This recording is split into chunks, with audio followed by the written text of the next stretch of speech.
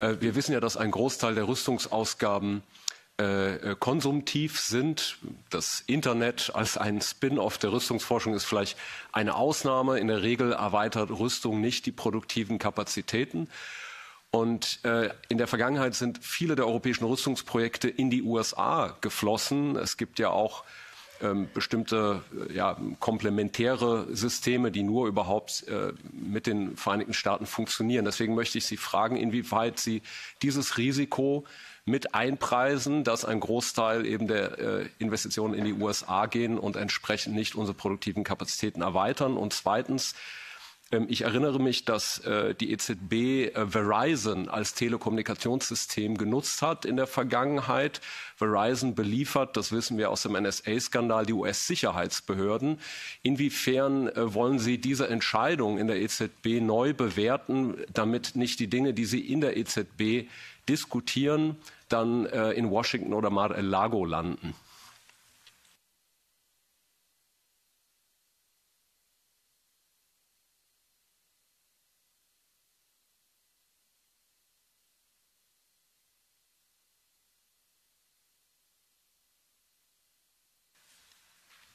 Was there a difficulty with the translation? No. I was trying to understand what communication issue we have, because we are currently, making sure that our communication is as clear, as explicit as possible. So I was wondering if it had anything to do with our strategy on communication, but it doesn't. So fine.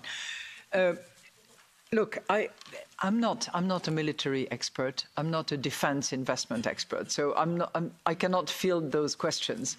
What I see is what you see as well, which is that the communication on Rearm Europe, the 150 billions that would be issued by Europe through the Commission, would be associated with purchases from sources that are clearly identified and do not include, to my knowledge, the United States, nor other countries that are clearly specified unless they have a security agreement that is signed with Europe. So I think that particular aspect is something that we all know. But the rest is far too technical, and I would clearly be out of my depth in trying to respond to you. We're all anxious to hear how it's working and all of that, but not me. And on communication, I can assure you that we work hard to communicate as clearly as we can. If you're familiar with our website, we also have sort of monetary policy for the dummy. Not any of you, of course, so you know nothing about this particular aspect of our website. But just to make sure that people who do not have the expertise and the knowledge that you all have actually understand why and how things work. And we will continue doing that, as we will continue to support financial literacy. We recently held an event on Women's Day that is focused on financial literacy, and under which we are going to pursue a program of 3 years together with all the national central banks in order to increase the financial literacy. I think it's very fitting in the context of capital market union and investment that we Europeans will be offered to do. Apologies, Chair. I think there was an issue with the translation because I think my question was misunderstood.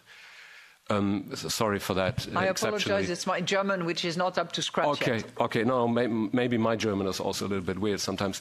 I was asking, I know that 10 years ago, the ECB used to work with Verizon as a communication provider, which is a US telecommunication company, which used to deliver intelligence to the US intelligence services, which we know from court documents. So I wanted to know whether the ECB is sticking with that provider or reassessing that in light of US-Europe relations not being at their peak, let's put it that way. I can't tell you exactly which provider is providing what. But what I can assure you of is that we are constantly, and probably more so recently, assessing the reliability and potential vulnerability of all our systems.